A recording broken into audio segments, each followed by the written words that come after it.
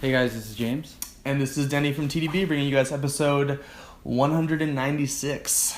Indeed, and we have an old favorite back on the show. An old friend. Yep. So what do we got here? This is the Xiaguan 2.0 from 2007. And I had thought I had gone through all of mine, and then I found another two stored. Yeah. So finding tea in strange places. Right? We're not even going to ask Denny where he found it. So this is a completed one. We'll just pop this open. You guys can take a look at the label. Nice and focused. Great. Yep. Yeah. So you can see here's the top of the tool, the head of the tool. This one's nice and broken up already. Yep.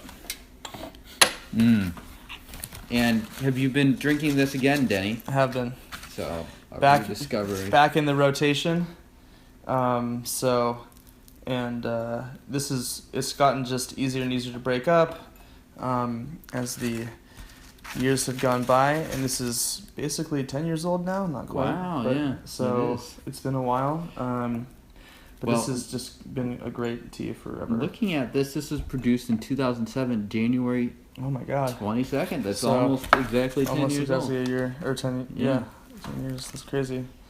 Alright, that's good enough. So this is definitely factory tea, and so it definitely needs a rinse. It can be a little gnarly without a rinse. I would strongly encourage a rinse in like a nice long steeping. So we're just going to kind of hang out for a little bit here with this settle. But this has been one of my favorite teas ever. It's just such an easy tea to drink on a daily basis. It's not the most complex tea, okay? This isn't your A+ $98 million tea. This is your, I'm going to drink this, and my friend just shows up, have a sip of this, and they're like, whoa, this is different and weird and cool. And this is tea? And you're like, yeah, this is tea. This is just a great kind of down the middle of the aisle repertoire. Yeah, right on. So that's good enough for our rinse here. And is this tea still pretty much the same tea as when you started drinking it 3 or 4 years ago? I think so, yeah. I don't think it's really blown. My expectations haven't, been crazy in terms of the development of this tea. So I can't notice any real distinguishing improvement or changes per se. Things are happening, so there are changes. But I'm not the absolute best at this, so. Right. And you've kind of been drinking it constantly on and off for a while, so. Correct. So first steeping is going to brew up nice and dark. I definitely use a fair amount of leaf with this tea, and it works out well. Yep. So, but we'll have to decrease the steep times pretty dramatically as we brew this tea. Yep. And unlike Denny, this is probably the first time I've had this since the previous episode with this. So it has been quite a while since I have had this tea. I think it was April 2014, maybe something like that. Well, you have a good memory, apparently. I linked somebody to the episode recently. Okay. To be honest with you. I have no idea, but that very well might be true. And this tea, for those watching, is the Xiaofa tool, which is. I think that means French, so it's supposedly for export to the French. I haven't been to France. I haven't found this tool shop. And I wouldn't know how to even begin understanding that, so yeah. I'm just going to talk about the flavors. Yeah. James is the tea expert. Let's dive into this. Cheers, guys. Cheers.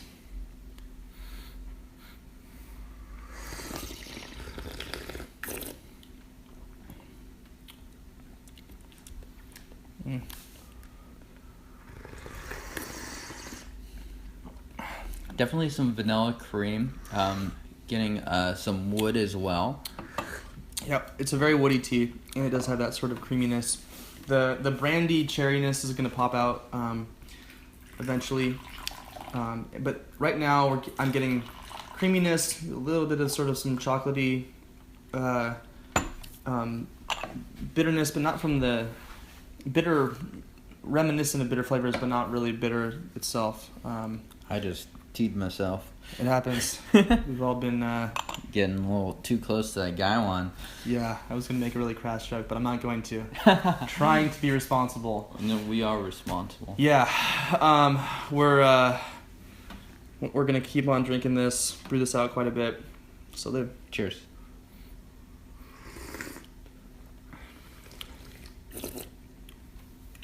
Texture is improving, a bit more velvety. Mm-hmm. What have you found about the leaves in this tea? Are they smaller? Are they bigger? Is it sort of like a mix of them? It's a mix, and you're going to get some big stick, big pieces of like the branches or whatever. Right there, for instance. Just pop that out. I don't need that. Yep.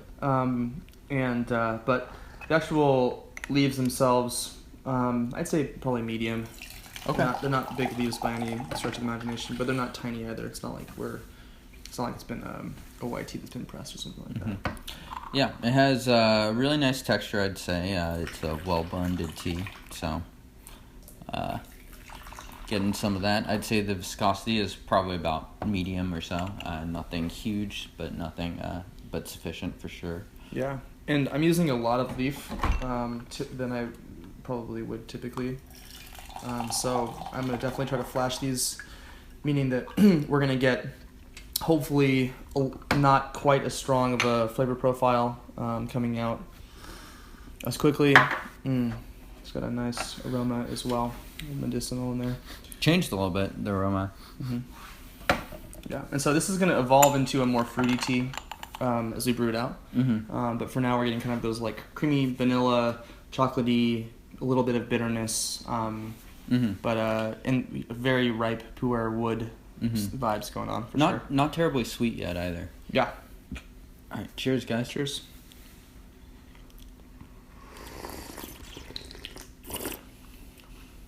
Texture is excellent. This is a really warming tea for me. It's really comforting. And it's kind of funny. It's like when you put on a pair of old leather boots or something like that, they just feel like they fit. And I've just been drinking this tea so long that, yeah, I'm so used to it. Yep. So it's kind of fun to bring it onto the show because I don't pay as much attention to this tea as I probably should. So bringing it onto the show and really thinking about it and focusing on it, it's kind of a nice exercise. And how many of these have you drank, though? I think this is my fourth one. Okay. So that's a fair amount. Yeah. I mean, if they pressed it into a big cake, I'd appreciate that. Too bad, I guess. But. Yeah, these are a little bit clunkier.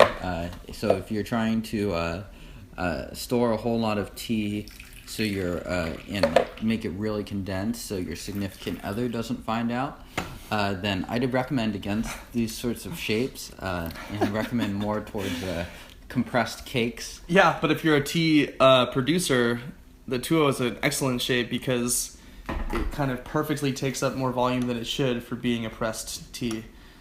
So it's definitely it's tricky. Yeah.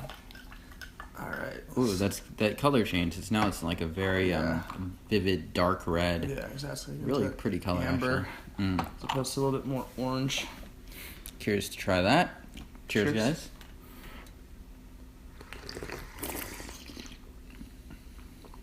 I feel like it's softening up even more. Right. Definitely some of those fruit tones have continued to come across a little bit more. Still definitely a woody tea. And the viscosity, the texture on this is wonderful. Excuse me. And we still have not really touched the surface in terms of the tea. I'm sure that if you poked your finger in there, why don't you give it a shot? It's probably still a little bit clumped up. So. Yep. This tea is going to go for quite some time. And it's a consistent and reliable brew. Yep. And quite nice. So yeah, James was just saying that the liqueur here is getting really wonderful. So let's give this a shot. And we'll do one more steeping after this. Cool. Cheers, guys. Cheers.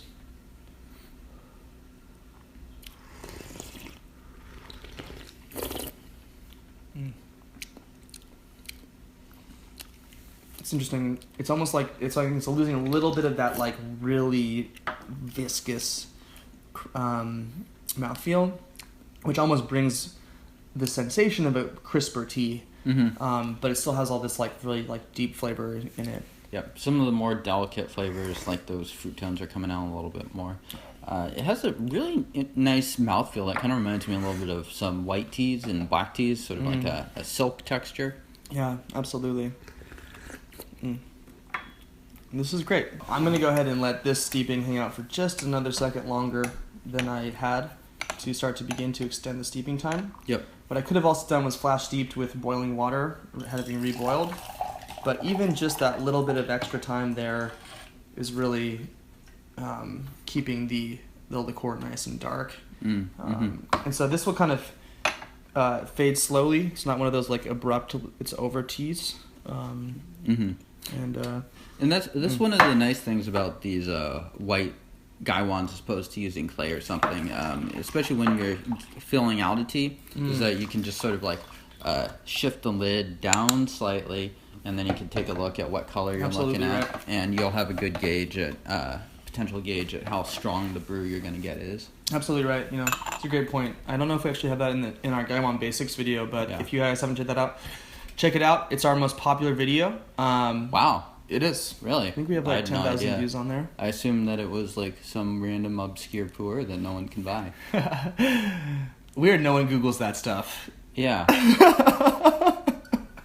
Someone please frame shot that or whatever, screenshot that post. Okay, so this is going to be our last steeping. This is going to go out keep going for another 7 or 8 steepings and just kind of fade. And then I would still throw it in something to hang out overnight. So you can definitely continue to steep this out for a while. I've always picked this up at Yunnan Sourcing. Shout out to Scott for being an awesome dude who's hooked us up so much. Yeah, I don't know if it's still there or not. I don't know if it's available anymore, so look around. Yeah. But look for the Xiaofa tool so that's what this production is called. So this is the 2007. I think you also had the 2005 before. I did, yep. And you were and they were both great, very similar. Yeah. So if you can find something from 2009 maybe, I'm guessing that it's going to resemble the 2007. It might not be quite as close to the 2005, but they're all in the same ballpark of flavor profiles. And this is a big production tea, so it's not going to, like, you could find probably the 2007, this one, for still a pretty reasonable cost. Definitely. So. Yeah, absolutely. Cheers. Cheers, guys.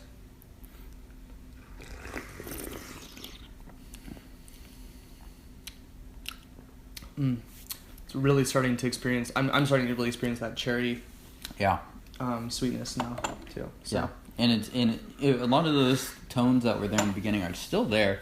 It's just sort of like the balance of everything has moved around a little bit. So I'm still getting some vanilla creaminess, some of that texture, some of that wood. It's all there still. Absolutely. Yeah. This is so. You know, there's nothing wrong for you folks out there. It's really fun to just kind of go nuts and buy tons of tea. I think we always recommend trying a bunch of samples and really getting a full breadth of the world of tea. But there's nothing wrong with loving one thing and getting a lot of it and drinking it for a while and then switching things up. Yep. So I think James and I probably both have teas like that in our repertoire, our tea cabinets and or fridges. Yeah, or stashed into behind the couch somewhere. Away from the missus, apparently. Yeah. But it's been really fun to be doing the show for so long, to have the tea on a few times. So appreciate you guys for watching. Check us out on TeaDB.org for tons of written content by James, video content with both of us, in between the studs with James too. Network up with us there. We have a mailing list. We have Instagram. Follow us at TeaDB.org. Yeah, or just TeaDB. Yeah, TeaDB.org, something like that. If TeaDB is not us, TeaDB.org is us. So you should be able to identify us. Boom. And if you want to get connected with us in terms of sending us samples, things to try, send us Japanese green tea. Please do, yeah. Please send us Japanese green tea. You can coordinate with us on tdborg@gmail.com as well. Of course, subscribe to our YouTube channel down below. Comment, like the video if you like the video. And maybe comment below and let us know what has been your daily drinker for more than a year, if you do have a tea like that in your possession. Yeah. Please do. We will see you guys next time. Cheers. Cheers.